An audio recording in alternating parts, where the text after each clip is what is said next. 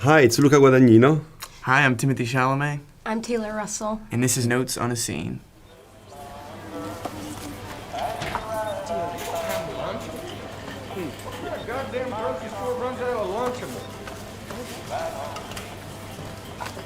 We are going to see the moment in which Maren, played by you, meets for the first time Lee, played by you. Maren has left home in search of her mother, and she needs stuff that she can't buy, so she's getting into this store to shoplift. I remember when we shot this sequence, we took over an empty warehouse that had these great windows that could see the America outside, and then Elliot Hostetter, our wonderful production designer, and Marissa Lombardo, the amazing set decorator, and Matt Marks and Mike Drury, the prop masters, they basically created this thing. It's all original pieces from the 80s, merchandise that doesn't exist anymore, that gave all the real beautiful texture. But I also think that we should talk about the way Maren and Lee look in this.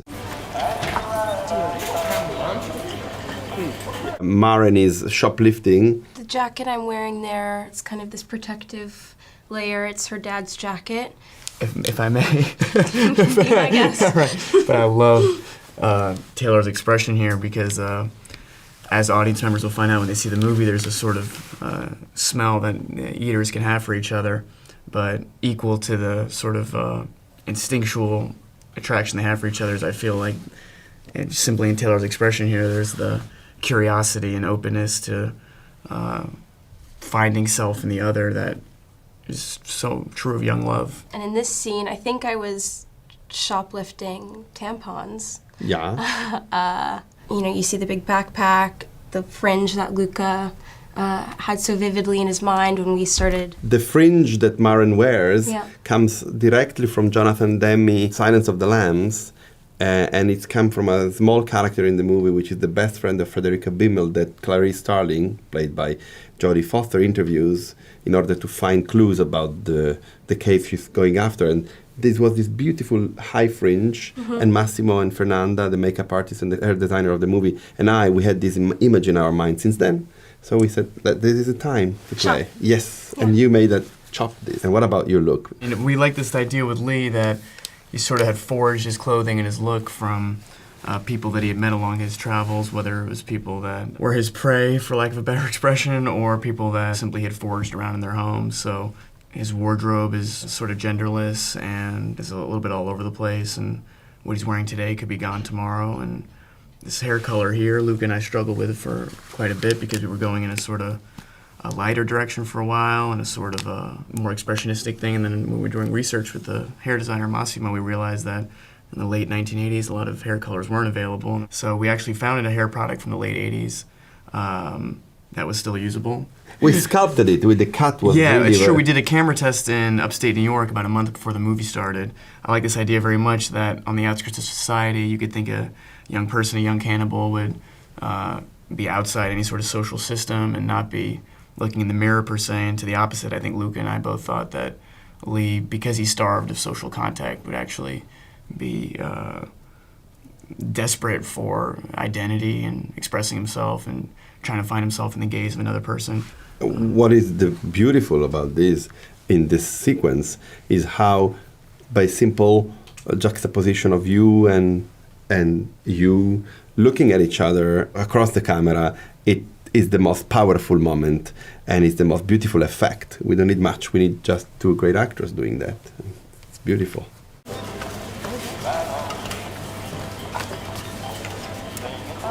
Excuse me? Oh, you trying to run me down? In your expression here, you can see how you are very absolutely understanding that this guy is trouble and that this guy, in a way, represents anything that your character is running away from. There's a lot of older men in this movie that I feel that Maren's always kind of, assessing or reflecting her journey off of, and this is another example of that. And also of Lee. in this.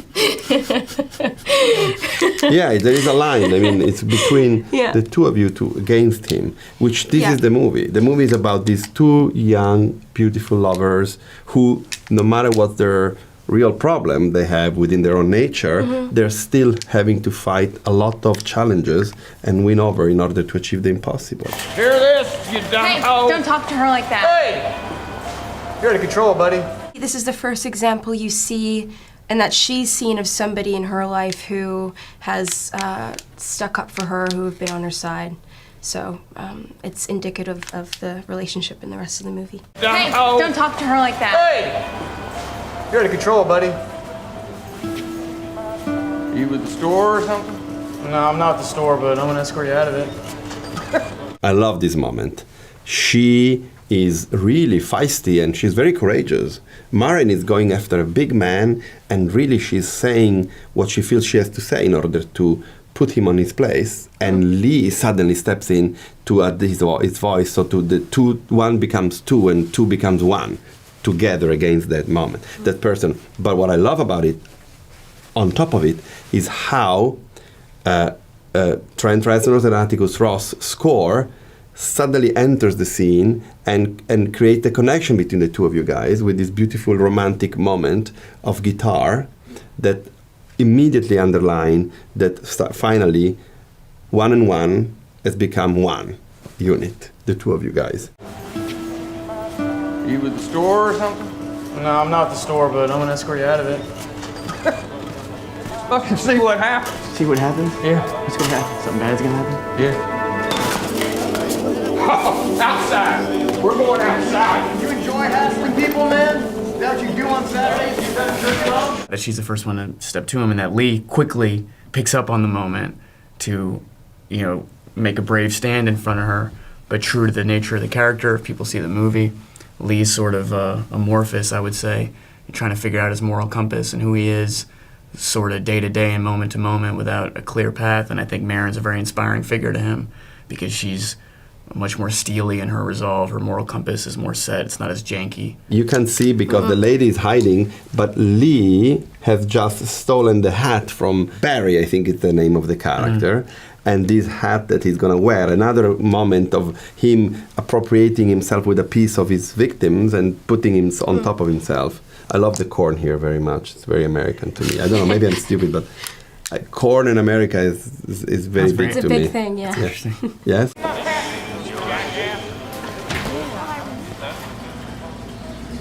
That's another moment that I love, is Maren becoming the American landscape. And in shooting this movie, I'm Italian, and I mean, I know America quite well. I've been there for many, many times, but this is my first American movie. And of course, I love Hollywood cinema and American cinema, and so I've been seeing so many movies about America, from America, that when I came there to do it, I was kind of humbled by the idea of approaching the landscape and, in general, the Americana. And what we tried to do was to be at the height of the characters, to see the place from their perspective.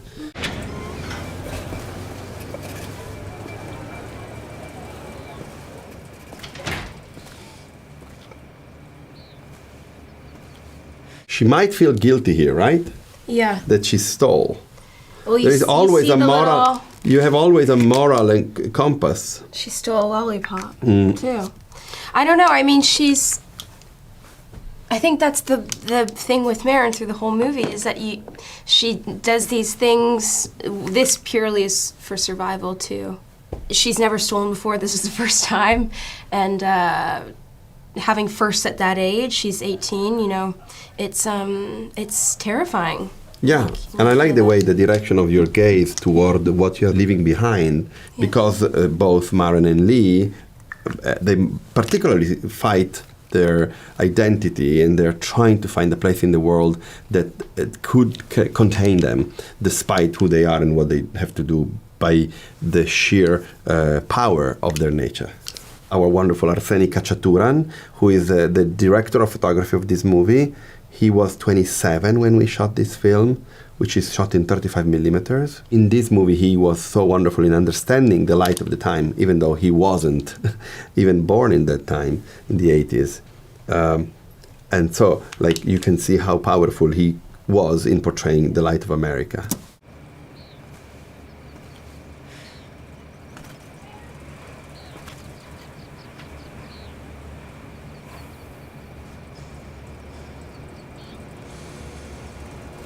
She still is like thinking of what she has done and what she has left behind, when suddenly something in front of her, it's having a very strong pull toward her, right?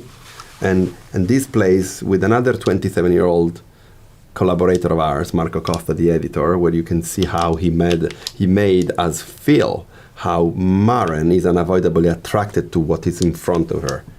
These three cuts are telling us, Hitchcock way, that there is something there that she's attracted by.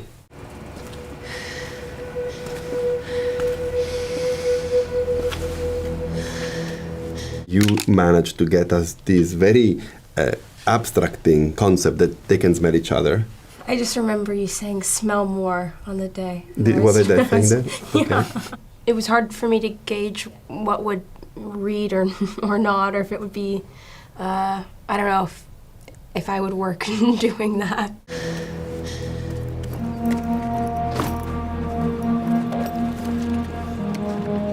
And he is smelling something very strong, because he turns to look at her, and she's quite far, because he feels her presence, right? Mm-hmm. I like this moment very much too. I like how Taylor just put it as well, because if for her this is the first day where she had to play sort of the smelling attributes of the eater, this was the first day that I had to viscerally play this eater post-eating, I guess would be the expression. And that was fascinating for me, because here we were in the countryside of Ohio. This building had a couple notices. It was in disrepair. And it was on this day I really realized how different this experience was with Luca compared to the beautiful Italian countryside that I spent a summer in when I was 20. And all of a sudden I was, had a bunch of SFX blood going down my chest. And as Luca said, I like this hat figure right here, because this hat was worn by Barry in the prior scene.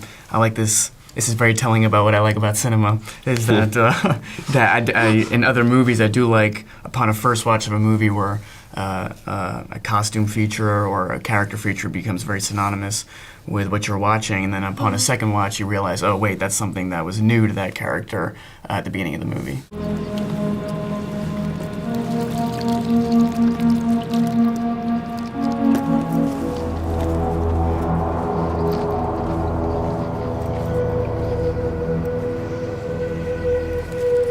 What Timothy does so well from the prior scene to this scene is that his body language is so creature-like, and it's so vivid seeing how changed he is from, kind of being, this, I don't know, he has this swag in the scene before, and he's so embodied to, I think you see how high he is almost after his meal. There is something animalistic in your body language. And it's something that Taylor and Luke and I talked about a lot, which was, what is the experience for, what is the out-of-body, what is the conscious experience when these eaters go through this, and without appropriating or being disingenuous towards actual chemical experiences people have when they're addicted. It was something in that world that we try to figure out, something that would be out-of-body, where the decisions you're making, the high you're feeling, the sequence of events that's happening, you're not really present to, and you're just putting one foot in front of the next. I love the way you show curiosity. There is here, Maren is intensely curious and amazed by what she's seeing, and maybe she thinks that finally she is meeting someone who can help her out. Yeah. What I love about this movie is that we're going something very dark, but eventually very romantic, but we're basically playing with what cinema gives us the pleasure of playing with, which is heightened emotions and acting and playing with your...